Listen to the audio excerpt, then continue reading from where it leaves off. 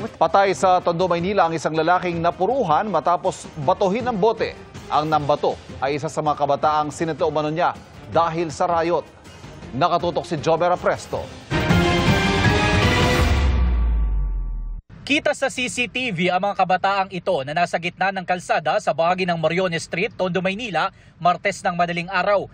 Isang lalaking nakaitim na galing ng Center Island ang tumawid sa kalsada.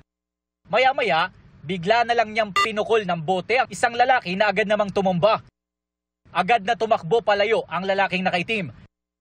Makalipas ang ilang minuto, nakita na sa CCTV na isinasakay na sa tricycle ang lalaking tumumba kanina. Ayon sa barangay, malubha ang tama ng 41 anyos na lalaki. May pumunta dito na may reporting na namatay na yung biktima. Ang kwento po nila, parang nabasag, yung impact po tumama yata sa singit. Kaya sumirit yung dugo. Ang ugat ng krimen, sinita raw ng biktima ang mga kabataan na nagkukumpulan sa tapat ng kanilang bahay. Isinuko naman ng kanyang mga magulang ang lalaking nambato sa video na isa palang menor de edad. Una daw po siyang binato nun, nakailag lang siya.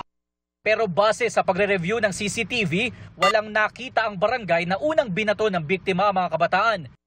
Tumangging humarap sa kamera ang mga kaanak ng biktima pero isa sa sinisisi nila ang computer shop na nagiging ugat daw minsan ng away ng mga kabataan.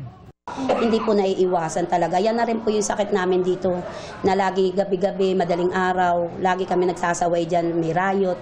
Kadalasan po riot talaga ang number one na ano dyan. May mga pulis naman daw na nag-iikot sa lugar pero nakakatsyempo ang mga kabataan na wala ng mga otoridad sa oras na nagkakaroon ng riot.